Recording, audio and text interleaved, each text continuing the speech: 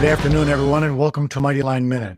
Today, we'll be getting back into NFPA 101, the Life Safety Code, and one of its most important areas, that of illumination of means of egress, otherwise known as emergency lighting. Stay tuned. The NFPA Life Safety Code serves as a comprehensive guide for many safety measures within buildings, and specifically illumination of the means of egress. This provision is critical as it assures that occupants can safely exit a building under emergency conditions.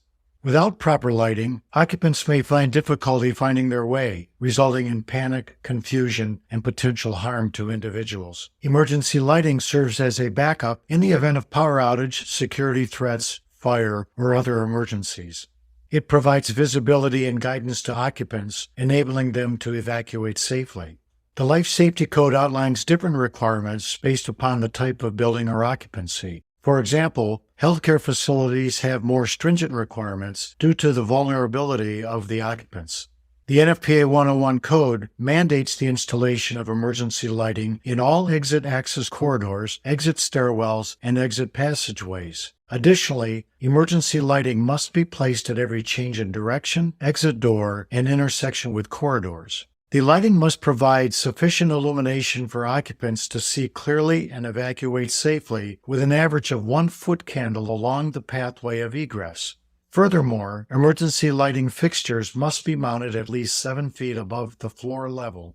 Exit signage must be clearly visible and recognizable by building occupants.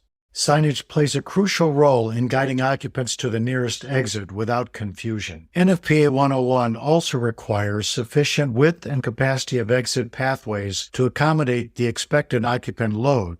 This assures that overcrowding and potential bottlenecks do not hinder the safe egress of occupants. Inverter-style emergency lighting systems use advanced technology and should always be considered as an option during both the design stage and for existing buildings. They offer much more flexibility in terms of the emergency lighting, especially regarding the means of egress travel. As opposed to the bug-eye-style decentralized emergency lights found common in many warehouses, inverter-style systems are centralized solutions. Their power source involves centralized batteries with distributed power to architecturally pleasing ceiling or wall lighting. Inverters can also power non-lighting loads such as door interlocks, fire alarm systems, etc., and are easy to install. Just be sure the equipment and the installation conforms to NFPA 70 National Electric Code, also the NFPA 101 Life Safety Code, and NFPA 111, also UL 924, and where necessary UL 1008.